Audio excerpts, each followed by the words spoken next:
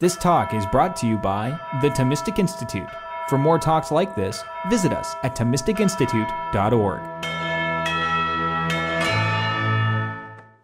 So, actually, one of the great things about both teaching architecture and urban design, and also this conference is that within 24 hours we can go from talking about property taxes and zoning law to the Eschaton and Sacramentality.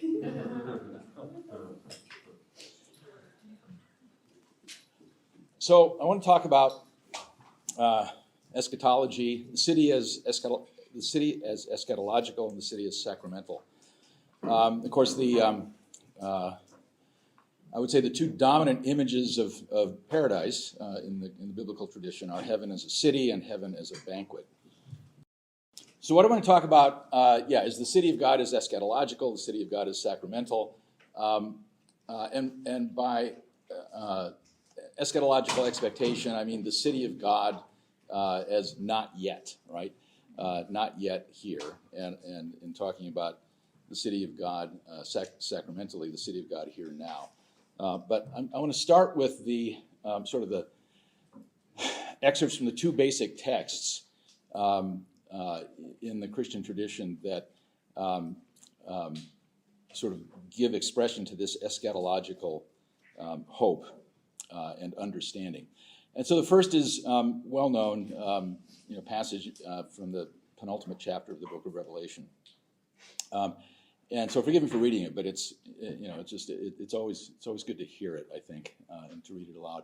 And then I saw a new heaven and a new earth, and the holy city, New Jerusalem, coming down out of heaven from God, prepared as a bride adorned for her husband. And I heard a loud voice from the throne saying, "Behold, the dwelling of God is with men. He will dwell with them, and they shall be his people, and God himself will be with them. He will wipe away every tear from their eyes, and death shall be no more. Neither shall there be mourning, nor crying, nor pain any more, for the former things have passed away." And he who sat upon the throne said, "Behold, I make all things new." Also he said, "Write this, for these words are trustworthy and true." And he said to me, "It is done. I am the Alpha and the Omega, the beginning and the end. To the thirsty I will give from the fountain of the water of life without payment. He who conquers shall have this heritage, and I will be his God, and he shall be my son. But as for the cowardly, the faithless, the polluted, as for murderers, fornicators, sorcerers, idolaters, and all liars, their lot shall be in the lake that burns with fire and sulfur, which is the second death. And I saw no temple in the city, for its temple is the Lord God, the Almighty, and the Lamb. And the city has no need of sun or moon to shine upon it, for the glory of God is its light, and its lamp is the Lamb. By its light shall the nations walk, and the kings of the earth shall bring their glory into it, and its gates shall never be shut by day, and there will be no night there. They shall bring into it the glory and the honor of the nations. And in the other, brief passages are from St. Augustine, from the City of God, in which he characterizes and juxtaposes the city of God and the city of man, emphasizing the point that Christians have a dual citizenship, always part of the city of man, but with a primary allegiance to the city of God. And he writes that two cities have been formed by two loves, the earthly by the love of self, even to the contempt of God, the heavenly by the love of God, even to the contempt of self. But later, I want to say, I think it's in book 17, he sort of tempers that a little bit in the sense of recognizing that they're not completely separate or as separate as the passage I just read may suggest. And he writes that the heavenly city, then, while it sojourns on earth, calls citizens out of all nations and gathers together a society of pilgrims of all languages, not scrupling about diversities in the manners, laws, and institutions whereby earthly peace is secured and maintained, but recognizing that however various these are, they all tend to one and the same end of earthly peace. The heavenly city, therefore, is so far from rescinding and abolishing these diversities that it even preserves and adopts them, so long only as no hindrance to the worship of the one supreme and true God is thus introduced. Even the heavenly city, therefore, while in its state of pilgrimage, avails itself of the peace of earth, and so far as it can, without injuring faith and godliness, desires and maintains a common agreement regarding the acquisition of the necessities of life, and makes this earthly peace bear upon the peace of heaven.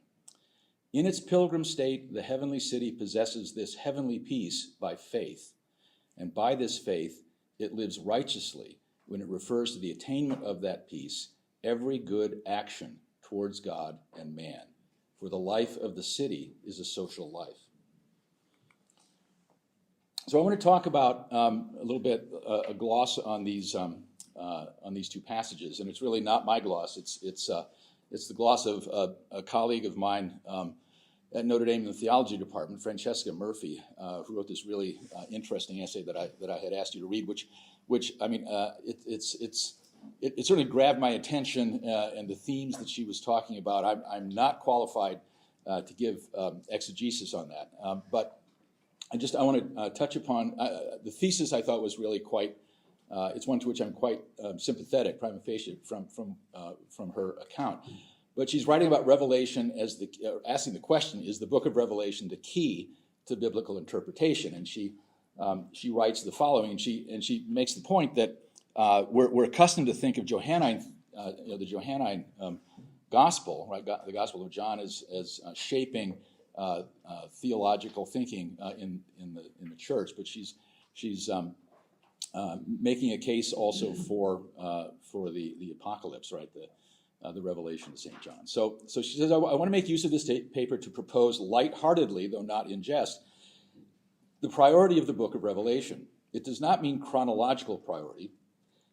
I mean the thematic and structural priority of Revelation, both for understanding the Scriptures and for appreciating the nature of theology. Within the New Testament corpus, John the theologian best explicates the nature of theology.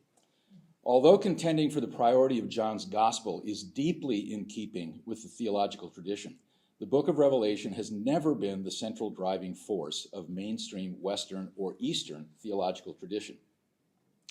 The reason for this was precisely, on the one hand, the proclivity of sections of the faithful to take the text literally, and on the other, the determination of bishops and their ever-eager handymen to stamp out the ensuing end-of-the-world fervor.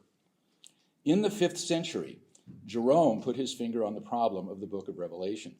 To follow Irenaeus and, quote, to take the text literally is to Judaize, whereas to take the text allegorically has no foothold in the tradition. At that juncture, allegorical reading of a text which had barely got its boots inside the canon of Scripture, referring to Revelation, one of the last books to make it, had no foothold in the theological tradition.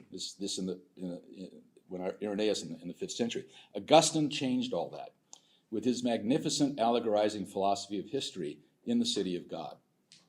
The twin cities of the biblical text become the two cities whose intermingling is the motor of the human story. In the centuries that immediately followed, Augustine's interpretation influenced the theological interpretation of Revelation. The city of God is perhaps too magnificent to generate successors. In any case, philosophy of history of that kind had no take-up in the centuries in which the Roman Empire fell into disrepair. Even when it regrouped under Charlemagne in the 9th century, an admirer of Augustine's work, it's only with the first even when it regrouped under Charlemagne, an admirer of Augustine's work. It's only with the first heterodox interpretations of Revelation in the late 11th century that the Book of Revelation once again becomes the beacon for a theology of history. Now, the reason I'm taking the time to actually read all this and go through it is because, and there's some more here that I'm going to, one more slide of this, is that some of the names that she mentioned. I mean, the Book of Revelation becomes very important as an engine for sort of heterodoxy and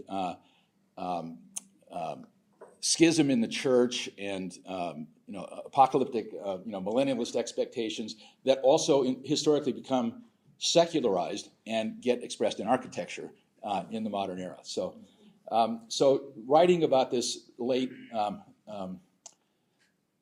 11th century enthusiasm, right, for the Book of Revelation. She mentions Joachim of Fiore, and I have to say, when I studied church history long ago in the medieval course, I remember reading about Joachim of Fiore and thinking, oh, that was interesting. That's interesting, but it didn't really. I didn't have enough information to kind of make connections. Then when I was in architecture school, one of the foremost architectural theorists of his generation, when he learned that I had studied some church history, he'll say, well, tell me what you think about Joachim of Fiore. And I had nothing to say about Joachim of Fiore, but he was correct. I mean, he was making connections that I was not making. And so it's very interesting that Professor Murphy is bringing them up here as well. So she writes that with Joachim of Fiore, Revelation is taken literally and predictively for the first time in half a millennium. His readings in Revelation will influence several generations of heterodox Franciscans. A sporadic paper trail of literal and predictive readings of Revelation can be laid from heterodox Franciscans to the Anabaptists. Luther and Calvin are compelled to persuade their followers to desist from literalist readings of Revelation by marginalizing the book in much the same way the early church bishops had done. Modern scholars have argued that subversive use of the apocalypse is a subtext to modern German idealism, and thus to much contemporary continental philosophy. And then her payoff says, theology has to choose. On the one hand, it can permit the book of Revelation, and she's writing this as an Orthodox Catholic. She says Catholic theology has to choose. On the one hand, it can permit the book of Revelation to exist as a side current that perennially subverts theology, even whilst diverting much of its charismatic force into uncreative, cultist forms of Christianity. These subcurrents will be dealt with by silencing them, if they occur within the church, or by ignoring them when they occur outside its walls.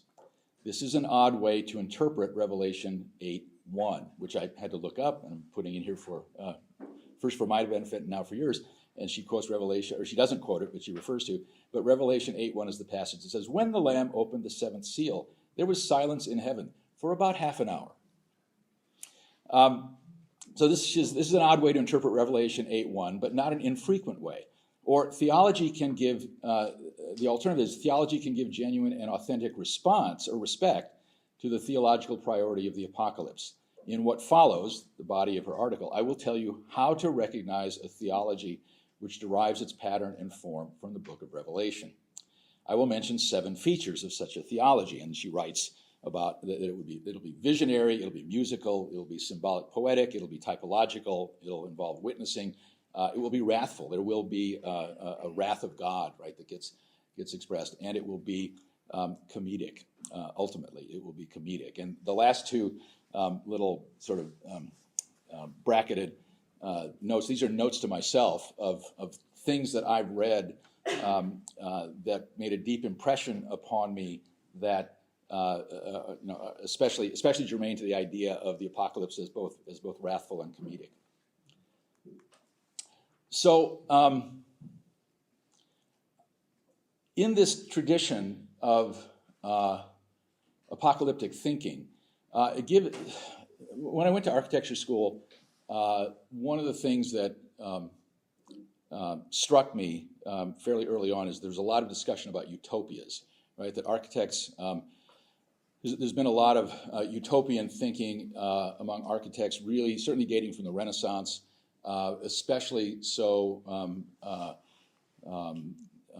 with the rise of modernism, and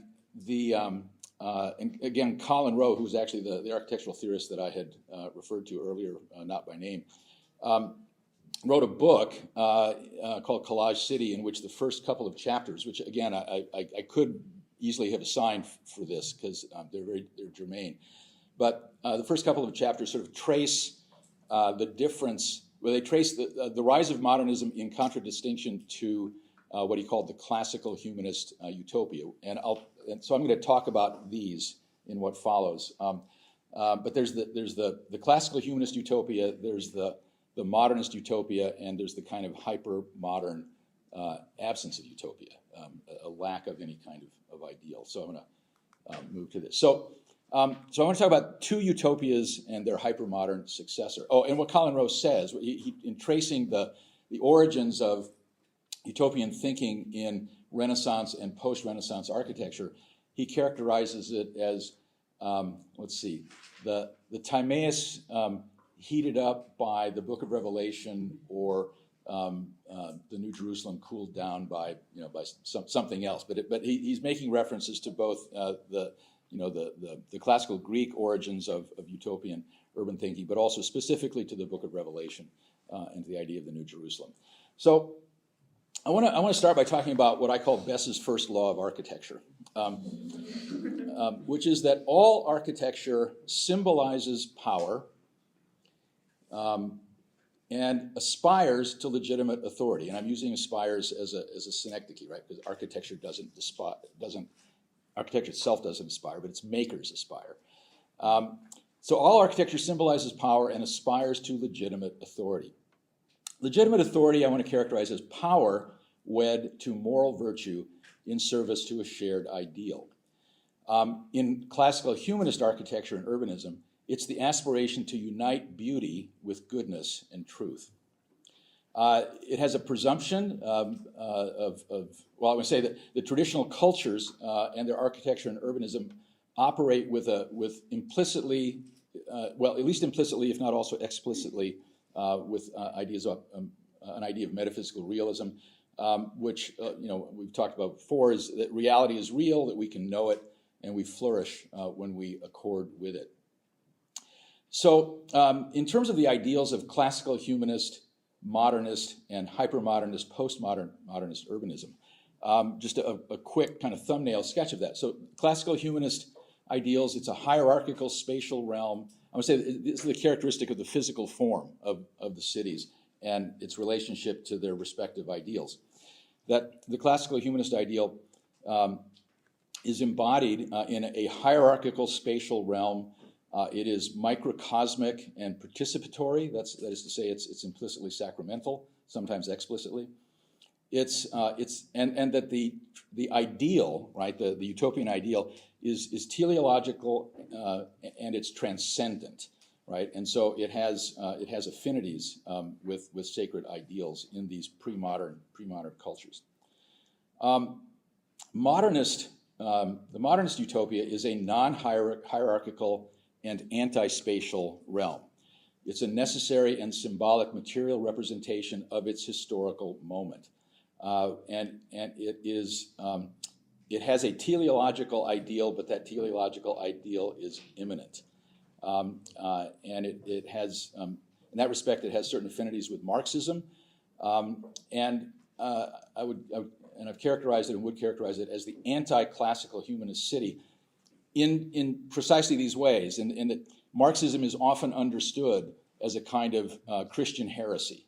Right, it's a teleological, progressive, or I should say, a teleological view of history, but it's immanent, it's materialist, denies the transcendent altogether, and in the same way, I want to characterize again, modernism in architecture was to the classical humanist tradition in architecture and urbanism what the French Revolution was to the Ancien regime.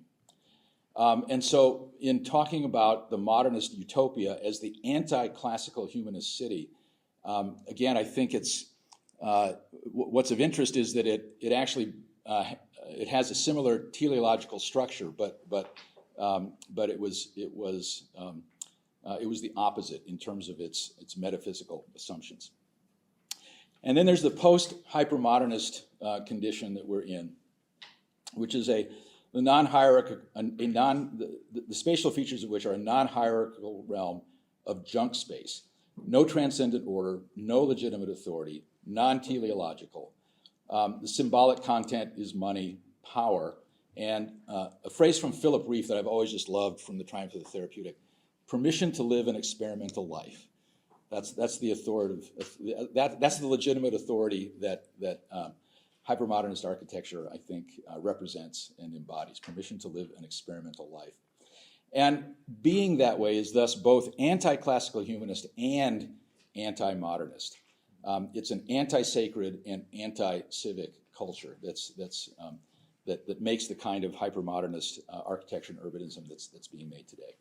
So, therefore, I want to posit that it's not that what architects think of as postmodernism or POMO, which is this kind of 15 or 20-year period in the mid 70s until 1990 or 1970, 1990 or so.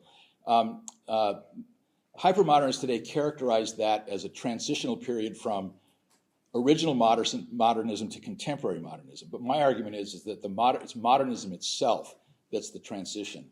And the transition is from the classical humanist tradition to our hypermodern condition. And modernity, or I should say modernism, modernist architecture and urbanism itself is the transitional phenomenon. So I want to show just sort of examples of each of these three traditions, although it's not a balanced view. Right, so I'm gonna spend if I've got maybe a dozen, 12 or 15 slides, the first 10 to 13 are going to be of the Ghent Altarpiece, and then I'll have one for modernism and one for hypermodernism. just to warn you. So what we're looking at here, these I'm calling them icons of classical humanist urbanism, clockwise from the bottom left. The bottom left is a detail from the Ghent Altarpiece, depicting paradise as a New Eden and New Jerusalem. In the upper left is an image of Rome. It's a 1575 image of Rome, so it's the late 16th century image of Rome, that is depicted as her 7 pilgrimage churches, right? So it's an interesting kind of ideogram, sort of understanding what the city of Rome is. The city of Rome it's a pilgrimage city. Right, and so what are depicted are the important churches, and then from the late 19th and early 20th century, in the upper right, the main court of honor at the World's Columbian Exposition of 1893 from Chicago, which really kicked off in earnest what became the American City Beautiful movement that lasted until about 1940, and which again resulted in if you go to almost any large to medium-sized city and find some classical composition of buildings, it's likely that they were built between 1895 and 1940. And then related to the Columbian Exposition is an iconic image from Daniel Burnham's plan of Chicago from 1909 for a proposed city hall and plaza. And it's interesting because the plan of Chicago really is in some ways the most important, and I would argue maybe the most interesting document to come out of the City Beautiful movement. And it was adopted by the city, but it never got built out. There's only certain features of it that got adopted, mainly turning the lakefront into the entire lakefront of the city of Chicago into public parks, and also the creation of forest preserves throughout metropolitan Chicago. But other than that, it really it ran out of steam, and the Depression and then modernism kind of knocked it out. I'll come back to that. I hope to have time to come back to that. But it's very influential with respect to other buildings in other places. So that, for example, the plan of Chicago was Burnham was the author, and the co-author and designer was Edward Bennett. And in Pasadena, California, in the early 20s, Edward Bennett, after Burnham had died, Edward Bennett did a City Beautiful plan, if any of you know Pasadena, but it's got this axis and cross-axis and a big city hall, big dome city hall that looks very much like the Burnham plan. And there were dozens, if not scores, of those kinds of urban building ensembles that were built across the country after the plan of Chicago. So I want to talk about the Ghent Altarpiece briefly, which one of the things that I've enjoyed about the conference is the opportunity to ponder some good contemporary sacred art, and the idea of the expression taking place, in the moment in which we find ourselves, right? That we can't not occupy our time and reflect in some ways and embody the sensibilities of our time. But there is this iconic, astonishing work of art. How many of you know the Ghent Altarpiece? Any of you have seen it? Okay, good for you. Okay, what'd you think? What'd you think? Oh, it was beautiful. I spent easily 45 minutes just staring at it, honestly, just like looking at it and contemplating it. Yeah. I know it's that kind of thing. So I would take students every year, graduate urban design students every year to Belgium for a week, and we would stay in Bruges. We always took a day trip to Ghent to see the Ghent Altarpiece, and it's a stunning thing. It will, you stand next to it, and then every once in a while, and if you're listening to the account of it, which is one of those things that some things you don't need the account. The Ghent Altarpiece is sufficiently complex that you do, but you hear something and you're just kind of knocked backwards as you're looking. Anyway, so closed, it looks like this. This is a panel when opened, it's I think like 15 feet high by 22 feet wide, and something like that. And it took 18 years to paint. And it's got I think 24 panels, 1, 2, 3, 4. There's 12 on the inside and 12 on the outside. So this is what it looks like when it's closed, and it's a depiction of salvation history. Is the only way to describe it. And so on the closed, when it's closed, you're seeing the Annunciation in the second top middle, the top middle register, I guess. And then below it are two images of St. John the Baptist and St. John the Evangelist, because it was originally in St. John's Cathedral, which has since been renamed St. Bavo. And then on the lower left and the lower right are the patrons of it. And then above there are two prophets and two sibyls that were predicting the birth of Christ. But when it opens up like this. And so you've got Adam portrayed on the left, Eve portrayed on the upper right. Above Adam are Cain and Abel making their offerings, and on the upper left, Cain and Abel making their offerings, and on the upper right, Cain killing Abel. And then what you've got below and above, what's below is a depiction of paradise, and it's paradise depicted as both a city and a garden and the assembly of the faithful, and they're sort of representative. They're representative groups of the faithful who will be in paradise. And then in the register above, you've got this angelic, or I should say heavenly, realm of choral singers on the left and musicians on the right. And then you've got what iconographically looks similar to the convention of depicting Christ, in such tableaus, these triptychs where you've got Mary to the left, John the Baptist to the right, and Christ in the center. Except that this, well, we'll see as we go, because I'm going to enlarge the details. So there's some question about, some ambiguity about who this is, and I think most scholars tend to think that the ambiguity is intentional. Is it Christ? Is it the risen Christ, or is it God the Father?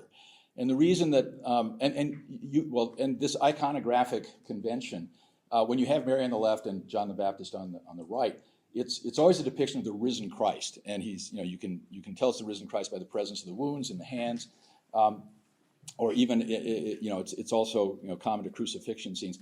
Those marks are absent, right, in the figure depicted in the center. So there's some ambiguity about whether the person in the center, God Almighty, is being depicted as God the Father or the risen Christ, and I think that there's some scholarly opinion, if not consensus, that this is an intentional thing. But anyway, I think the thing that's so striking about it, if from going to Belgium a number of years. This being painted between 1418 and 1432, it antedates a group that was known as the Flemish Primitives. And the Flemish Primitives were painting, throughout the 14th or throughout the 15th century, and they sort of our art historians trace the development of their work, leading up to Dürer and some of the Renaissance realists, and of course the whole tradition of painting in Flanders. If you you have this increasing realism up to, I'm not a scholar of this, but through Rembrandt, but through Rubens in Antwerp. But when you go and look very closely at those paintings, I mean, you're looking at a very different style of painting in Rubens than what you get here. That it took me a long time to really understand what was going on here, because this is hyper-realistic in its detail. It's unprecedented, as far as I know, in the history of Christian art. And if you sort of look at this with that in mind, and look at the detail, right, in the folds, in the brocades, in the lettering, in the jewels on Mary's crown, in her robe, and in the backdrop of God Almighty, and the scepter, the details in the crystal scepter. You can't see them here, but the details in God's fingernails, right? If you can imagine God's fingernails. It's really quite extraordinary, and I never quite understood, because it's so far in advance of the Flemish Primitives. I never really understood, and still don't really, where that came from. But the best explanation that I've heard about why this particular painting is unique in having these characteristics. It was also the first to use oil painting in Flanders. It was the first to use the realism in the depiction of nature and the built environment. There's something like 43 identifiable species of plant that are depicted in the garden. As you'll see, the skyline bears a resemblance to what's going on in the city of Ghent, and someone has just come out. They recently restored it, and they've determined that that everything down to the light that's refracted through the jewels that are lying on the ground is correct. So it's really an extraordinary, maybe unprecedented piece of composition in the first part of the 15th century. And what followed it, there was nothing like it that followed it. And the only explanation really is that, well, first of all, that Hubert van Eyck and Jan van Eyck were brothers and were geniuses. But Hubert is supposedly, Hubert died. No, not much is known about Hubert, but he died while this was being painted. And Jan finished it. And so it's credited to both Hubert and Jan van Eyck. And Jan van Eyck went on to have a very successful painting career as a portrait painter, as a miniaturist. So if you see his other works, they're about this big, right? And they're portraits of wealthy Flemish merchants and their wives, but exquisite in its detail. But the Ghent Altarpiece is that level of detail on this huge, not canvas, but this huge wooden frame. And so I don't know how long it took to paint the Sistine Chapel, but I don't think it took 14 years. But it took 14 years to do the Ghent Altarpiece. So this is again. So look at the detail in the robe of the organist. So that was the upper register. So this is the lower register with Paradise depicted as city and garden, in which the central piece or the central panel of the lower register is called the Mystic Adoration of the Lamb. And so what you have in this is a gathering of the faithful. In the foreground is the fountain of life. There are jewels at the bottom. At the center of it is the Lamb is Christ depicted as the Lamb of God on the altar, with blood flowing from his heart into the communion cup, and the angelic hosts offering incense and praise, and the scene is lit by the Holy Spirit, who's at the top of the painting. And so you get I think the gathering on the right are the apostles and martyrs. On the upper right are the holy women. On the upper left are the clergy, faithful, the clergy of the church. And on the lower right are the faithful, including the righteous Gentiles who are non-Christians. And in the background is the city skyline, the skyline of the New Jerusalem. So this is the detail. Now, I realize that I forgot to do this. They as I said, they restored it in the last 5 or 10 years, but they finally got around. The last one that they restored was the central panel, and that was the mystic adoration of the Lamb. And in doing it, when they removed and discovered that the face of the Lamb, as depicted, actually in this the eyes are kind of to the side, and when they restored it, they found that the eyes were looking directly at the viewer, right, at the perceiver, so that it was a much more humanoid depiction, right, of the eyes. And you can look this up, and they have these little things that go back and forth showing, what it looked like before the restoration, what it looked like originally. It's quite striking. It really freaked a lot of particularly secular art historians out. Why did they do that? Well, come on. Think about what it is. So anyway, so this is a detail showing the skyline, and further detail of the skyline of the New Jerusalem. And with a point to remember that there are no churches in the New Jerusalem, right? So these are all towers, right? They symbolize something other than the church, right? So there's something about the city itself that, as a kind of emblem of the goodness of belonging, right? Of communal belonging and the form that it takes, the form that human communities take in resilient and beautiful cities. In the same way that the garden can be taken as a kind of representation of the goodness of human freedom and delight in nature. So this is the contemporary Ghent skyline on the right, and the skyline of the New Jerusalem in the Ghent Altarpiece on the left. And then, so a very different, kind of metaphysical sensibility and utopian sensibility than that we see in modernism, right? Where the utopian ideal, the telos of modernist ideology, the city to come, right, is understood as entirely secular, and it's a secular eschaton. Whereas these are images from the La Ville Radieuse, the Radiant City, which was Le Corbusier's ideal city project, and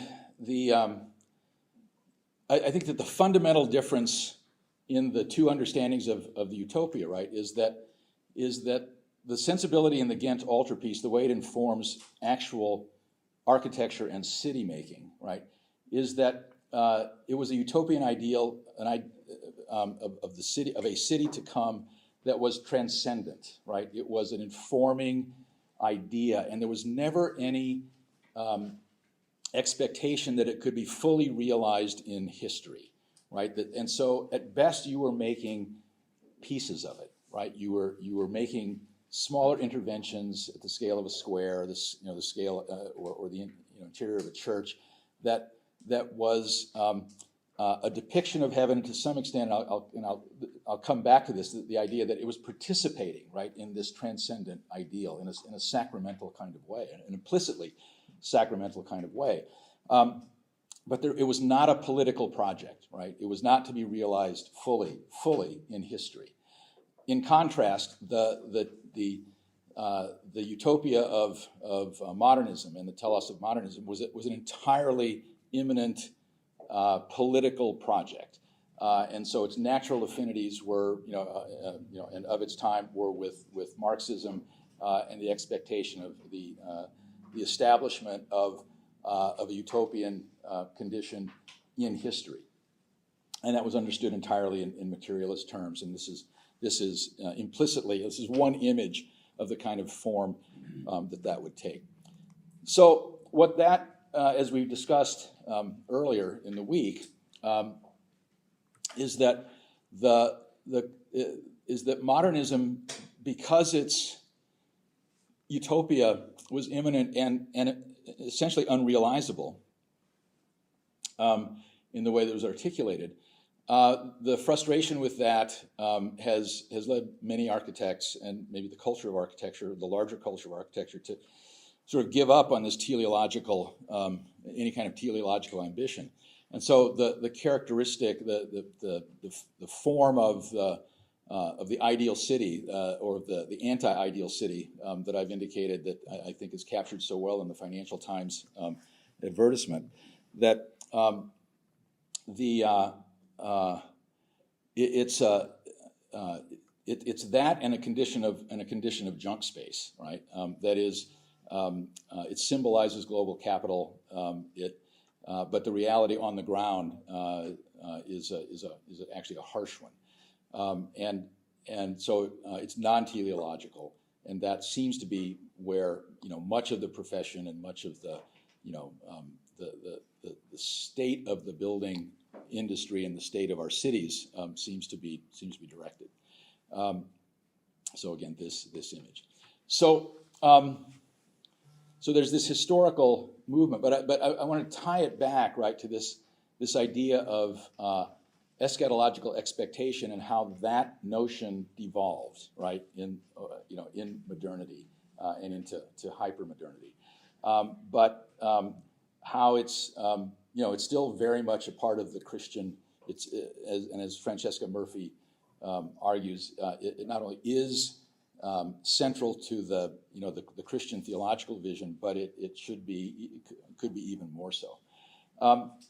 So I want to talk now about if we talk about the city of God as eschatological, that it represents the kind of not yet. It represents the end of history that has not come, but that is coming. It's we seek the city that is to come.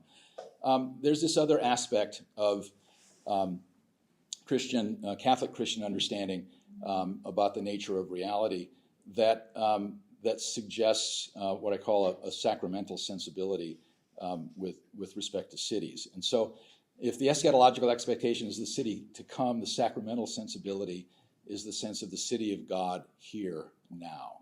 And I want to make reference to this book. It's a relatively recent book. I think it was just published last year by an unexpected ally who David Wang is now a professor emeritus. I don't think he could publish this before he became an emeritus.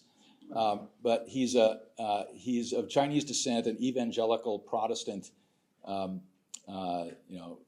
who is retired recently from Washington State University and had never written anything remotely like this.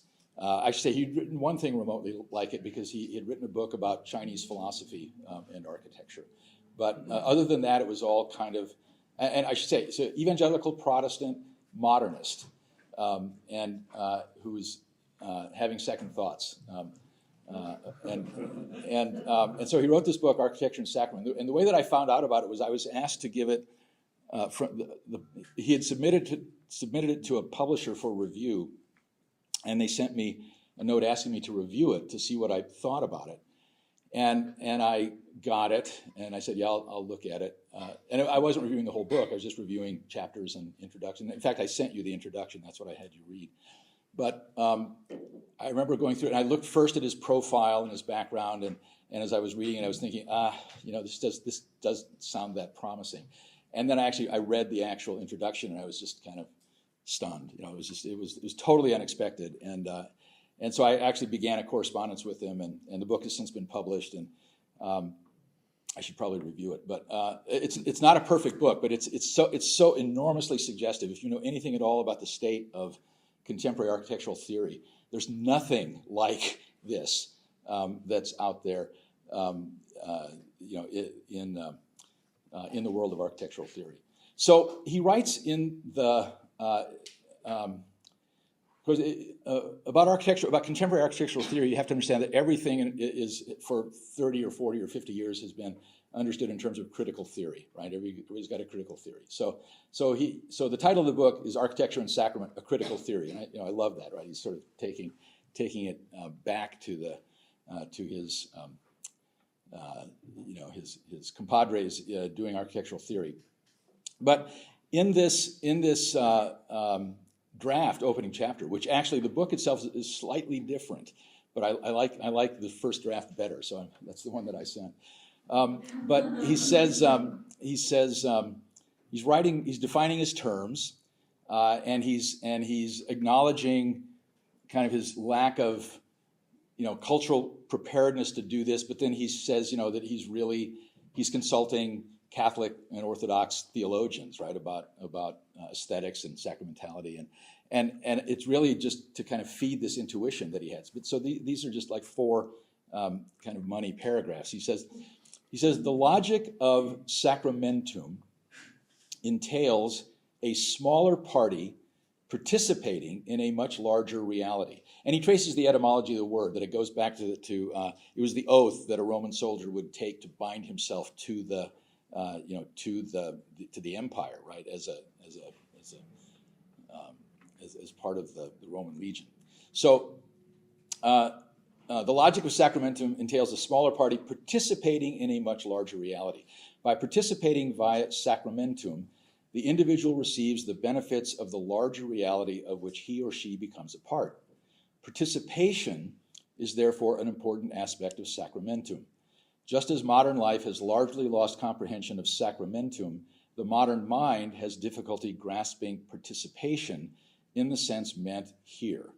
We moderns are generally content with representation, which postmodernists characterize as impossible. And if you recall, even in that chapter, and he does it much more so when he gets into the book, I admire his patience. He goes through 2 or 3 chapters where he's cataloging architectural theory and the conclusions about why architectural theorists conclude that we can't really know anything about anything, and it's the whole skeptical critical theory thing. So he addresses all that, but then basically says that's not what I'm interested in. He says, it was once the precise burden of architecture to capture transcendent truths in physical forms. It is now difficult to imagine what this outlook was like as experienced on the ground, in situ. These commitments to expressing transcendent truths in physical forms did not involve a representational agenda.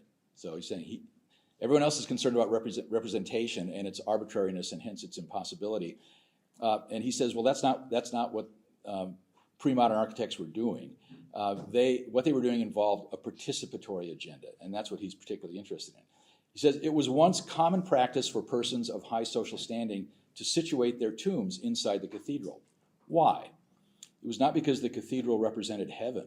It was because the cathedral was heaven, sacramentally speaking. This participatory dimension is what has been lost in current architectural theory. Consider this. It's no accident that parallel to the emergence of the postmodern movements is also the emergence of angst over having lost sense of place. In earlier times, when participatory potential enlivened design thinking and making, sense of place, or its close cousin, sense of community, was present. No one wondered where these commodities went. But now architectural theorists seem to have realized that somewhere along the road to pure relativity, oops, where did sense of community go? Likewise, the impetus to conserve nature, captured by the general but elusive moniker sustainable design, is curiously devoid of wonder and amazement over the mysterious organicism of the very nature it aims to conserve. For all of its widespread momentum, sustainable design these days largely reduces to the numerical calculus of a LEED spreadsheet. And those of you who are not acquainted with LEED criteria, it's a kind of technocratic checklist of things that architects have to do to certify that their buildings are green buildings. It's quite disjointed. The literature addressing architecture through a Christian theological lens is largely separate from the architecture theory literature currently circulating in academia and practice. This is probably due to today's default assumption that religion does not mix with public life, a cultural barrier to comprehending current architectural issues that prevents the theoretical material on both sides of the divide from enriching each other. And this is my favorite line in the whole introduction. But what if there's no separation between Christian theology and architectural theory? How can this interdisciplinary overlay shed light on issues in current architectural theory? Sacramentum is the point of intersection between these two domains. So actually, since we were talking movies, this wound up in here. This is something that in my classes, we in one of my theory seminars, we watch a different movie every week, but we always end up with Babette's Feast. Because, how many of you have seen Babette's Feast? Yeah, so a number of you. Anyway, so I'm characterizing it as an eschatological sacramental Christian comedy, and Christian comedy may be redundant in that way. But just a couple of I don't have images. I was going to show a clip, but I don't have time. But just I encourage you to watch it and just be attentive to it when you watch it. That it's place-based, but it's off the beaten track. It entails encounters of rich people with poor people, of urbane people with village people, not YMCA, but people in a village. There is serious sin depicted, serious suffering, serious sacrifice, serious love. There's sort of, I want to say there are three people who really emerge as Christ figures in the movie, and one is the character Babette, and the other are a pair of sisters who are Babette is an exile, a Parisian in exile, and the Pietist sisters are from a Pietist Lutheran sect in a little village on the Danish coast, where they live among a very small congregation. And ministered to them after their father, who was the pastor, died. Anyway, but the thrust of the movie I want to suggest, without giving too much away, is that as it moves through the movie and the misunderstandings that are taking place in the course of the movie, and really the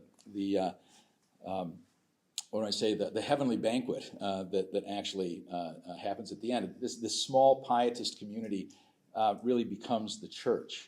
Not in the way that Pietists generally think of themselves, or Baptists think of themselves as the church, but sacramentally they became the church in this. Anyway, so that's I recommend that.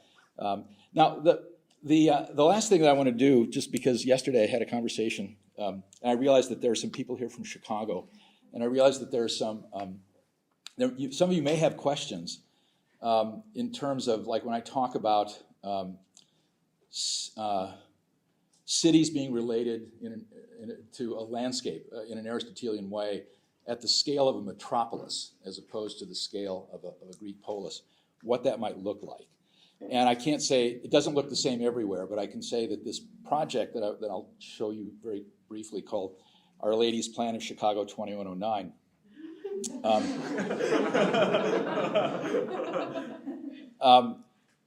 is an effort to depict that. But it's not utopian in a modernist sense. It's utopian, I want to say, in a classical humanist sense, because it doesn't start as modernist utopias typically did, which is, there's a relationship between the modernist utopian ideal and the practice you may have heard of or may have witnessed its effects, dating from the mid-'60s or from the early '60s, called urban renewal, where urban renewal was federal policy. The federal government would give cities money to clear off, whole blocks of buildings, of existing buildings,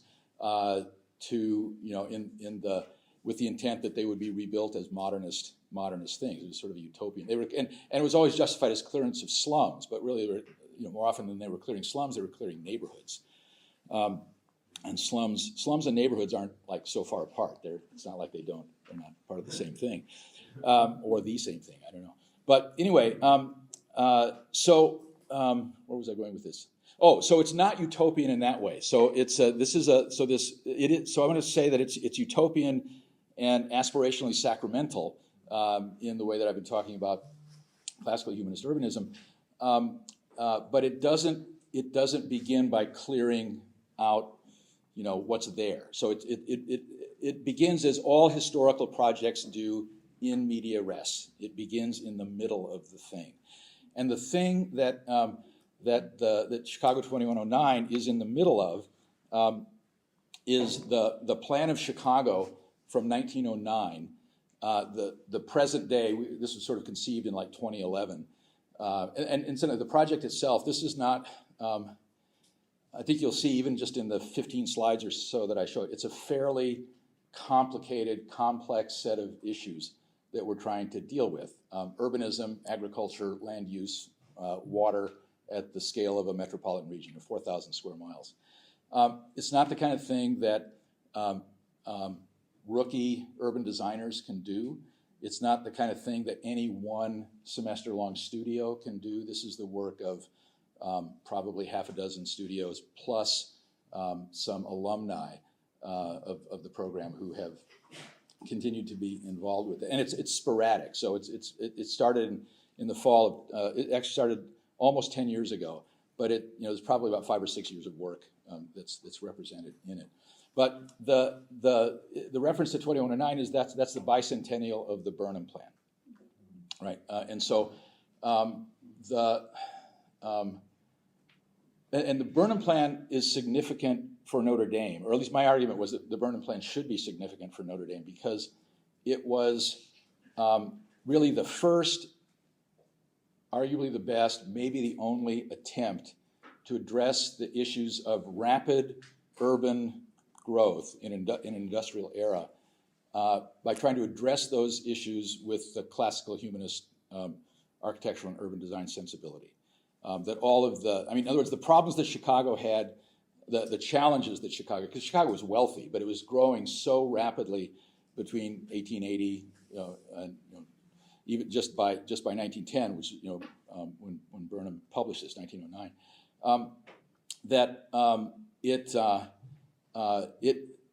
what was happening in Chicago was happening all over the world today. And so kind of the question is, well, at Notre Dame, we're a classical humanist, supposedly a classical humanist architectural program. What do we really have to say about these kinds of issues in the world today? Well, let's look at Chicago. Let's look at the Burnham plan. Let's take this as an opportunity to critique both the city of Chicago as it exists now, to take the plan of Chicago, the 1909 document, as an authoritative reference point, corrected, and then project the city of Chicago, the metropolitan region, forward to the bicentennial. So another almost 100 years then, but 90 years now forward. So that was the ambition, and that was the motivating idea behind it. So the plan of Chicago.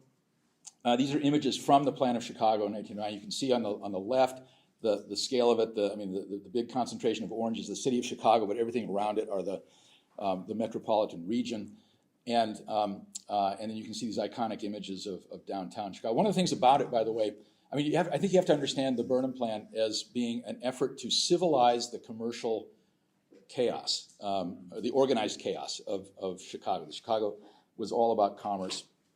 And Burnham wanted to interject a kind of countervailing force. And interestingly, the project itself was sponsored by the Commercial Club of Chicago. It was not sponsored by a city planning agency. It was sponsored by a private organization, and with commercial interests. And Burnham recognized that commercial interests were part of a city, but it wasn't all that a city was. And so he wanted to establish, in particular, a civic presence, a formal civic presence, which he did in the two images on the right, in particular. That showed the lakefront, the sculpting of the lakefront, but also showed the city hall on this east-west axis, right? So that the image on the right, north is more or less up, but the two images the image on the left, north is up, and on the right, west is up, right? So there's this city hall that's located at Congress and Halsted that becomes a new focal point for the civic life in Chicago.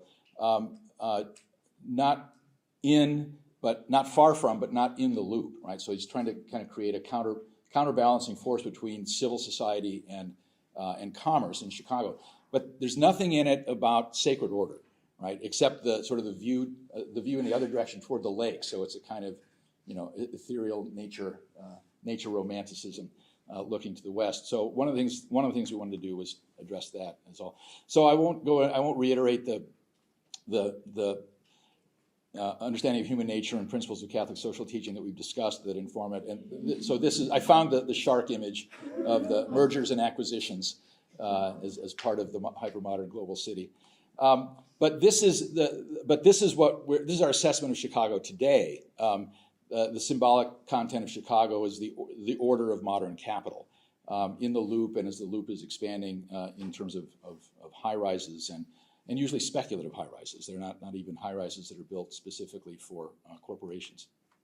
So Burnham's famous for the epigram, make no little plans. They have not the power to move men's, not to move men's hearts or minds or something like that. And the problem with that is that every megalomaniacal modernist project since Daniel Burnham uses that quote and as a justification for making some really bad urban design intervention. So this is my imagination of what Daniel Burnham would recommend from Purgatory. Make no bad plans, rather make good plans. Big ones, yes, but with lots of room for communal and individual actors. So we've seen this image of icons of classical humanist urbanism. So this is the project overview, where I think that the key thing is to, and this was sort of unexpected. This has to do a little bit with land use. It has a lot to do with land use. But the image on the upper left is an image where the orange represents the built-up areas. And that's what Chicago looked like, metropolitan Chicago, 7 counties in 1936 in the upper left. In 2009, in the middle one, that's what it looked like in 2009 and today. And on the upper right is what we're imagining it would look like, it could look like in 2109. And you can see instantly that one of the things, one is that it's similar, right, in its sort of organizational patterns to the 1930s, to the pre-1945 landscape. And you can see that compared to the one in the center, a lot of agricultural and natural landscape is recaptured, right? So that what are now automobile suburbs, because automobile suburbs are what filled in those areas in between those lines after 1945 up to the present day. And so what we're imagining is that you actually this actually recaptures, and we're assuming a similar population in the metropolitan region, and that this actually recaptures about 70% of the landscape that is covered in the top middle drawing. And there's a little depiction on the bottom of of a perspective looking west, on the left of the existing condition, on the right suggesting the beginnings of the 2109 condition. It depends a lot upon, this is a kind of transect of settlement types, where you go from hamlet to village to town to city, where each type increases in density and increases in maximum area. So what happens is that the city neighborhood and the town, the two most dense, are organized around existing rail lines and existing public transportation in both the city of Chicago and in the rail suburbs, and that hamlets and villages are rural. They are urban. They're small urban settlements in a rural landscape. And so actually, if you're looking at the upper right and you see sort of the fingers that run out from the center that actually connect to 3 perimeter cities, smaller cities, but then in between the rail lines there are these little dots. Those little dots are hamlets and villages, and everything else that's depicted is either a city or mostly rail suburb. So that land use pattern is dictated by existing and slightly supplemented rail traffic.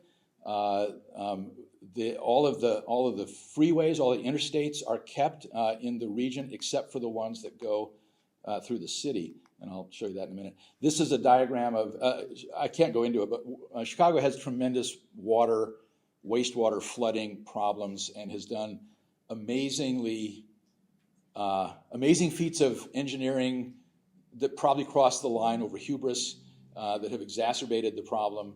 And so we're proposing to use the system that's in place, but also to sort of decentralize the way that wastewater is treated in sort of in accordance with the land use, follows from the land use policies. This is the intercity in-city interstate rights-of-way. I think somebody asked me a question about that sometime. Anyway, you can see on the right, the sort of the yellow perimeter thing is lines around it are the interstate highways outside the city limits of Chicago. In green are the interstates inside the city limits of Chicago, and the proposal is to repurpose those as multi-use urban corridors. So they cease to become interstate highways, and they start to look like the things that are on the left in the section for multiple uses. And so this is the difference in land use that you get between what it is in 2009 on the left and what it's proposed for 2109 on the right. We figured out all kinds of things about the density, population density in the town, in the hamlets, the villages, the towns, and the cities. And I don't have time to talk about it here, but